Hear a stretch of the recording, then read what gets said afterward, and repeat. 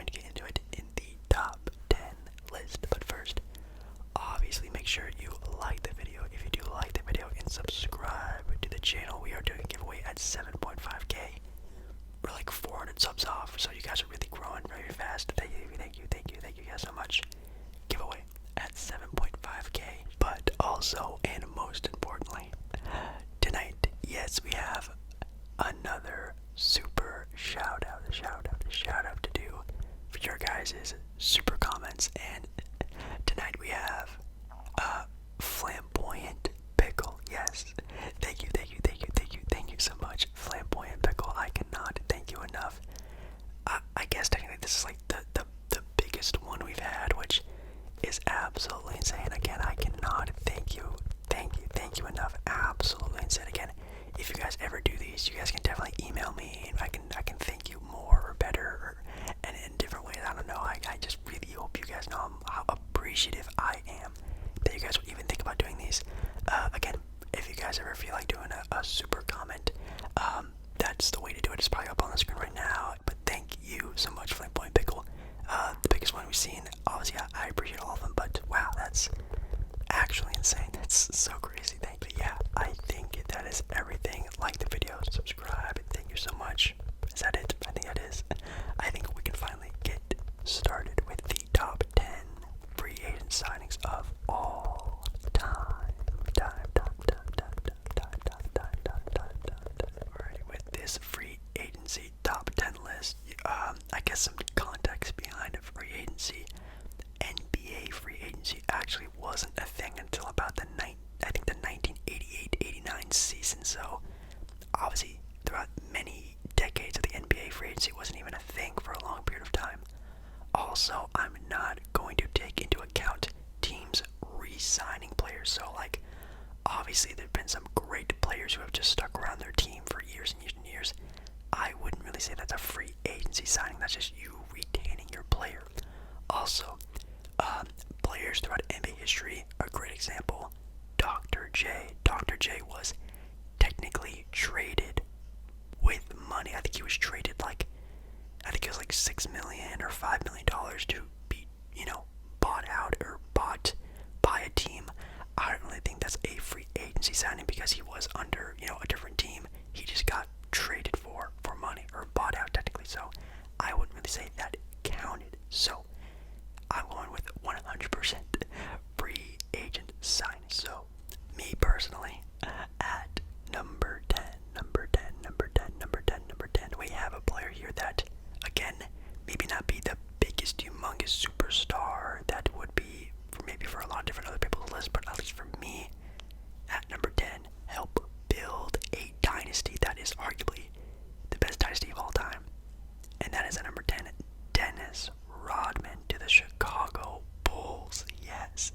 Now, again, may not be, a stat sheet stuffer when it comes to the offensive end, but on the defensive end and the identity that he helped give this Chicago Bulls team is priceless when it comes to, what he means in rebounding, defending, just being the ultimate competitor, I guess you could say, teaming up with another ultimate competitor in Michael Jordan, obviously again with Scottie Pippen, built a dynasty, the 72-10 Chicago Bulls team as well. Absolutely insane. Now, of course, we all know Dennis Rodman, not for being a scorer. He only averaged 5.5, 5.7, 4.7 in his time with the Chicago Bulls, but never averaged under 15 rebounds a game. He has never averaged under 15 a game.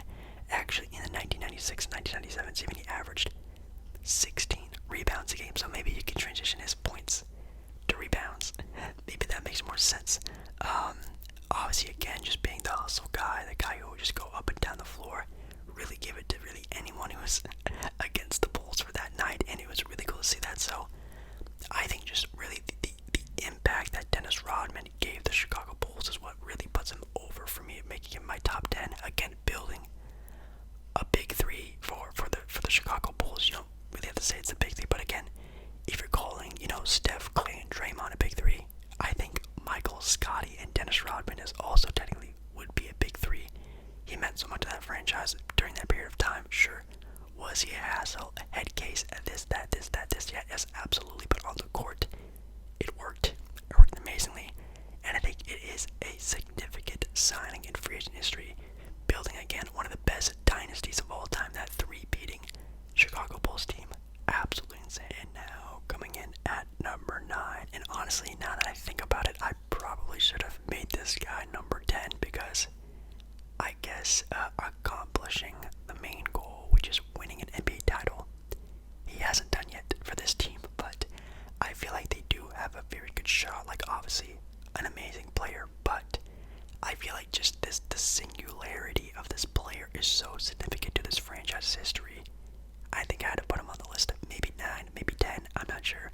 But we have here Kawhi Leonard signing with the LA Clippers. Now I know what you're thinking.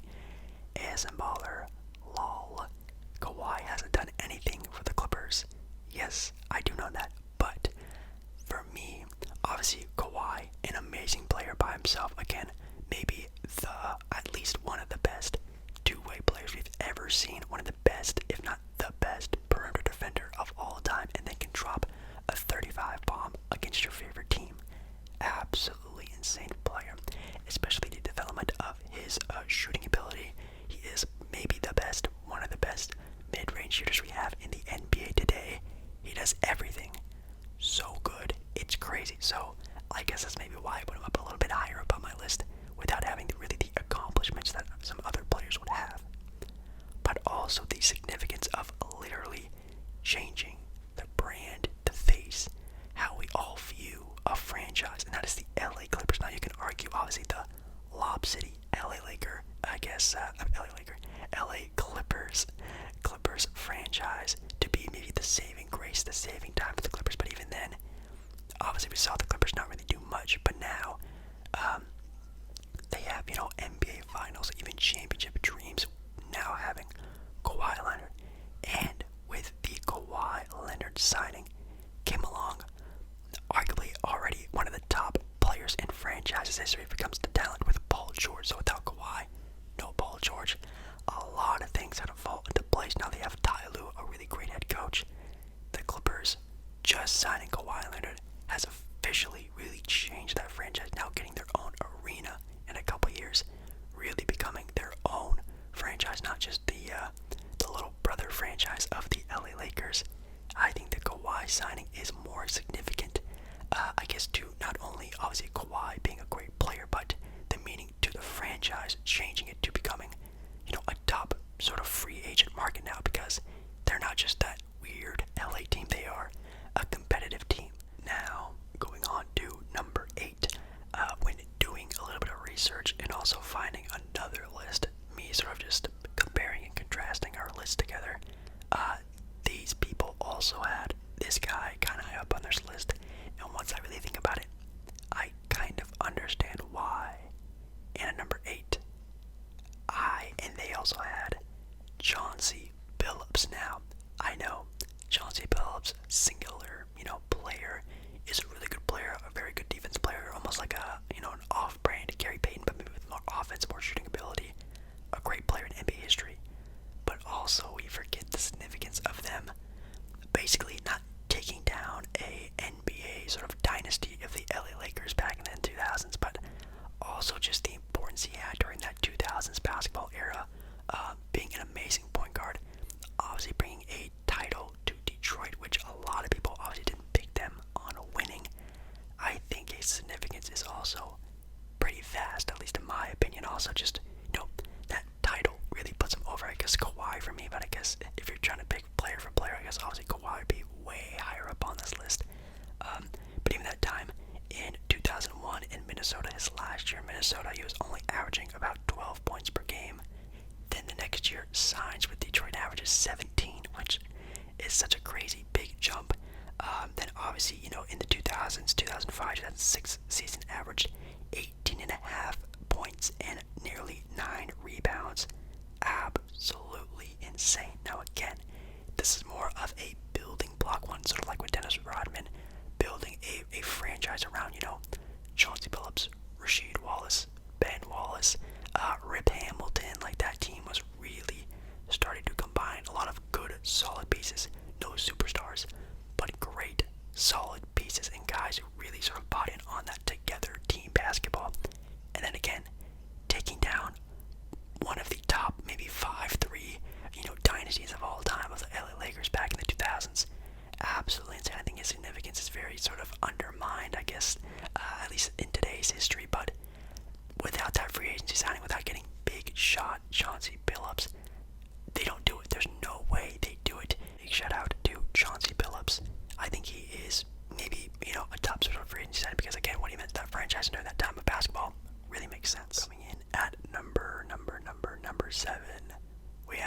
another very significant big player, at least during that 2000s era of basketball, and a two-time back-to-back MVP. I think a lot of people forget that this guy was a free agent signing.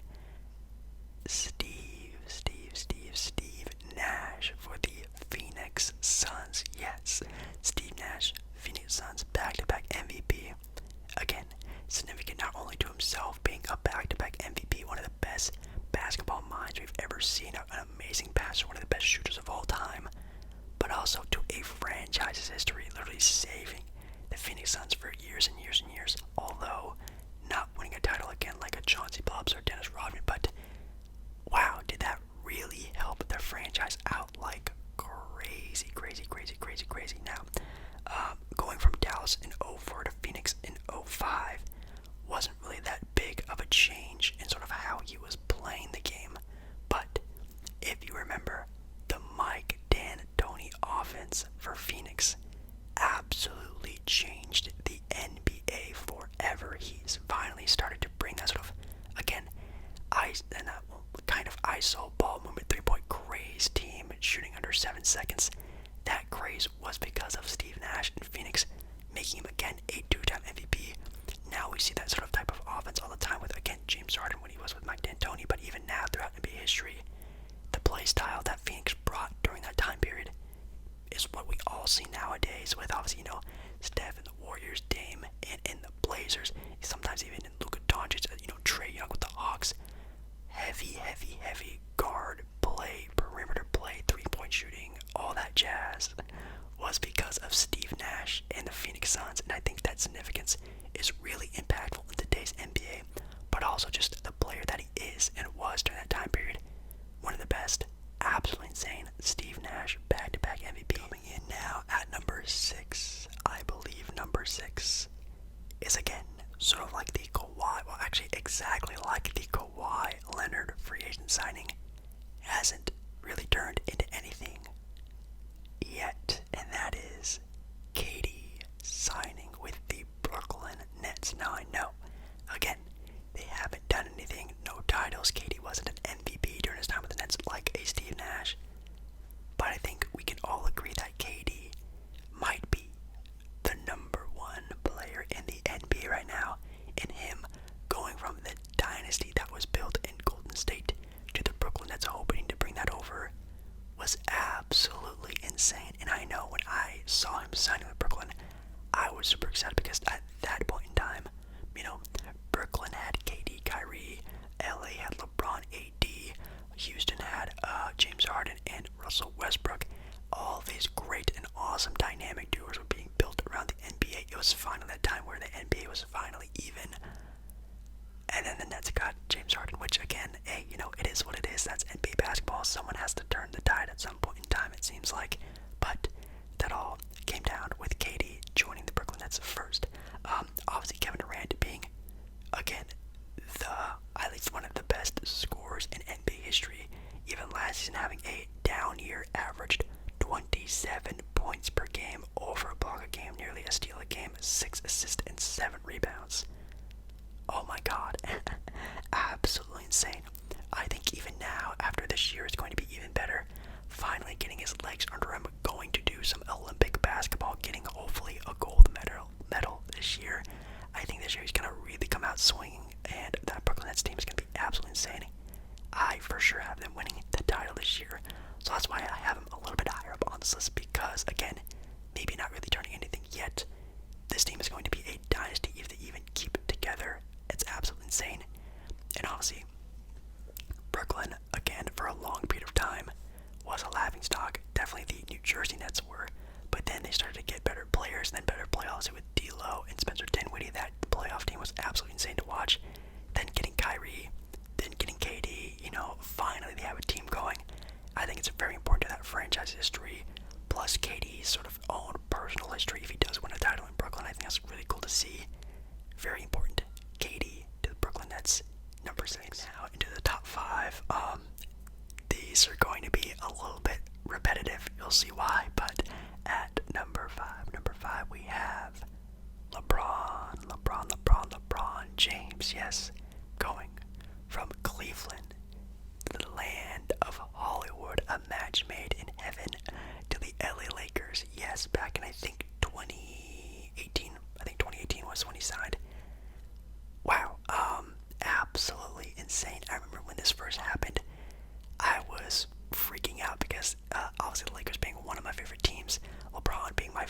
one of my favorite players of all time at least. It was so cool to see that sort of marriage happen because obviously LeBron being the mogul, the icon, the player you see every which way you turn your head. Absolutely insane to see him in LA with the Lakers. I think it's a match made in heaven, like we said. That not alone in its significance means so much, but also the godly play of LeBron James that he brings every single year is also just crazy to think like that. Did end up winning a title in 2020, which was absolutely dope to see. They did an amazing job building a team with LeBron, with AD. Super cool to see that. And also, they're not done yet. They can do even more with LeBron even then. So maybe they win another ring or title. Maybe this goes up even further up on the list. But as of right now, I think it is top 10, top 5 worthy because not only did they bring a title back to LA, LeBron winning a title on every single team he's been on, but also the significance of LeBron just being in Hollywood, in LA. Obviously, Space Jam and his own movie production. I think it just makes so much sense. It probably means a lot also that the best player arguably in the NBA is on the best franchise arguably in the NBA. Makes total sense. I think it's so crazy to think that. I think it's very significant. Top 5 all time. I think yes. I know I didn't go into a lot of detail into that one because at number 4, at least for me personally, I have LeBron James again, which is kind of funny. But LeBron at number 4, when he went from Miami back home to Cleveland, yes, I think yes, this is also very significant in NBA history. Not only because it was LeBron going back home, but winning a title 3-1. Golden State Warriors winning a title for his home state, his home city, hometown. Absolutely crazy, and arguably, at least in my opinion, the best NBA Finals of all time, building a great team around it with Kyrie and Kevin Love and all those great players. I think this is very significant not only to LeBron James in his own sort of repertoire, his own sort of rap sheet is continuing on throughout his career, but also the entire league, the NBA, having a team win in Cleveland with LeBron, beating and taking down that crazy team by the Golden State Warriors, that 39 win team. Absolutely was a storybook waiting to happen. Super dope. Now, let's see. When he went back from Miami to Cleveland, he was averaging 25, 25, 26, and in 2018 averaged 27.5 points per game. Obviously, this could have been maybe even number 1 of all time. Obviously, adding in the 73-9 win Golden State Warriors team, but only winning 1 title kind of hurts that a lot. Now, obviously, that it would have been a lot more. It definitely would have been at least 2. Definitely, if injuries and things like that didn't happen back in the 2014-2015 season, that sort of hurt. They definitely would have won a title that year if they were fully healthy. And then obviously with another thing happening, which we'll probably get into later, maybe wink wink, also hurt LeBron not winning more titles. I guess if you are more of a LeBron fan or something like that, maybe this could be a higher up on your list. But I think only 1 title, not really cracking into the top 3, but by itself, the crazy storyline that had, and obviously LeBron finally winning one in Cleveland, I think it's totally crazy now. Also with the LA stats, averaged 27 in 2018, 2019 when he first got to LA, then 25, always an MVP. I think LeBron in LA, great time. LeBron in Cleveland, great time. So both of these at 5 and 4, I think it makes a lot of sense. Now, coming into the top 3 free agent signings of all time, this one also, yes, building a dynasty, and again, a great place in LA, and his win in 1996, 1997, Shaquille O'Neal signed with the LA Lakers. Yes, building that crazy 3-peat LA Lakers squad with Kobe Bryant, with all those other great role players like Fox and Fisher and all those great players. Absolutely insane. I think this is definitely top 3 worthy, not only for, again, what it meant to Shaq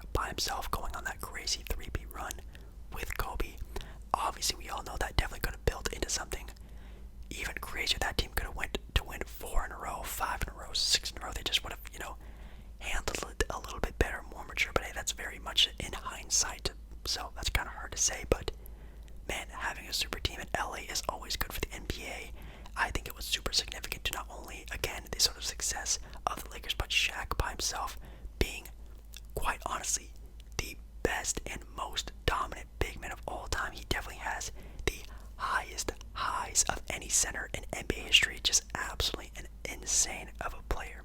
When he got there in LA, he averaged his first year 26 and 13, 3 blocks a game. His best year in LA, let's see, was the year 1999 to 2000, where he averaged 30 points, 3 blocks, 4 assists, and 14 rebounds. Just an absolutely stupid, insane player. And even then, in the playoffs in 1999-2000, averaged 30 points and 15 rebounds. So he even got even better in the playoffs. Just such a significant player, not only in NBA history, but I'm sure when we all think about Shaq, the first image that snaps into our mind is the Lakers, when he's pointing up to the sky after beating the Portland Trail Blazers in the Western Conference Finals, catching the lob with Kobe. Just Shaq and his dominance in that time period was so significant. I think if Shaq would have went anywhere in the league in free agency, it still would have been at least a top 5 free agent signing of all time, just because how great and dominant Shaq was. Shaq, number 3, at least to me, all time in free agent signing. Someone started to do some yard work outside, so I'm gonna start to try to finish this up kind of quick. At number 2, and arguably could be number 1, depending how you think about this.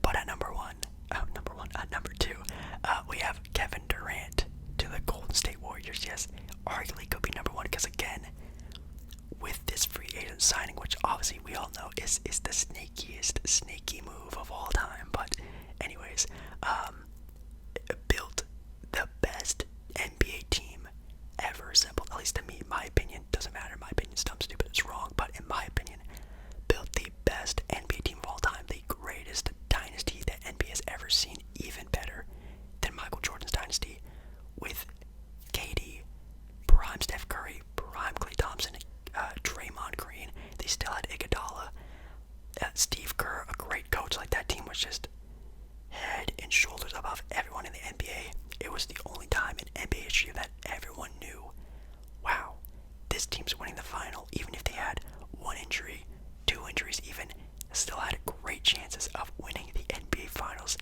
Just an absolute NBA 2K cheat code team. That was KD to the Warriors. Now we all know KD with Russell Westbrook on the Thunder blew a 3-1 lead, and I think the Western Conference Finals, Golden State Warriors that year also blew a 3-1 lead to the Cavaliers, and it looked like KD liked what he saw and decided to join the best team in the NBA at the time and making an unstoppable dynasty. Like, dude, that was just such an insane time for NBA basketball. It's super significant, not only, again, KD winning 2 titles, 2-time Finals MVP, finally sort of cementing himself as, one of the NBA greats, not just a great scorer, if you know what I mean. It's super crazy. It was a crazy time building the best team in NBA history. That's why I'm saying it could be number 1, because it's the best team in NBA history. Like, it's the best team. It may not be record-wise or this-wise or that-wise. It's the best team in NBA history, and it was built through free agency with KD coming there. Absolutely insane, but it's not number 1, at least in my opinion, because to me personally, at number 1 is the guy, the man, the myth, the legend that started the mobile and player-first movement in the NBA. It has to be LeBron James to Miami. In this fall, I'm going to take my talents to South Beach and join the Miami Heat. Yes, if this is not number 1, it could be KD. That would be my only other option. But this one, I mean, it started the mobile NBA player. It started, the okay for NBA players to just do what they want to do. It started the NBA player first movement, and I think it's cool. I think it's really great that this actually happened, because in every other sports league, teams were abusing players with what they would do with them, and this, that, and this, that. I think the NBA is a great sort of organization where it is player first. Now, does it get a little bit overhand sometimes? Absolutely. Some players are. They just, only care about themselves and this and that. They want everything and everything. But I think this also helps out a lot with sort of players being able to, go where they want to go, really express themselves a little bit more with, what happens in a team.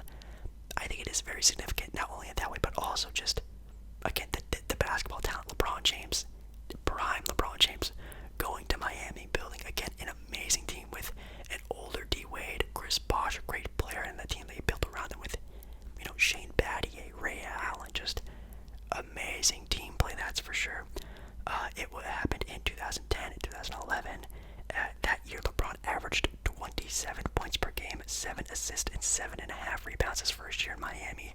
My God, just absolute insane. Then 2011, 2012, averaged 27 and 6 over nearly 2 steals a game, nearly a block a game, 8 rebounds. Just it's prime LeBron James. So like even singularity basketball wise as a player, one of the greatest of all time, if not obviously, LeBron, the GOAT of all time, LeBron, but also the significance it made on the impact of the NBA, also the titles he won, the MVPs, this and that,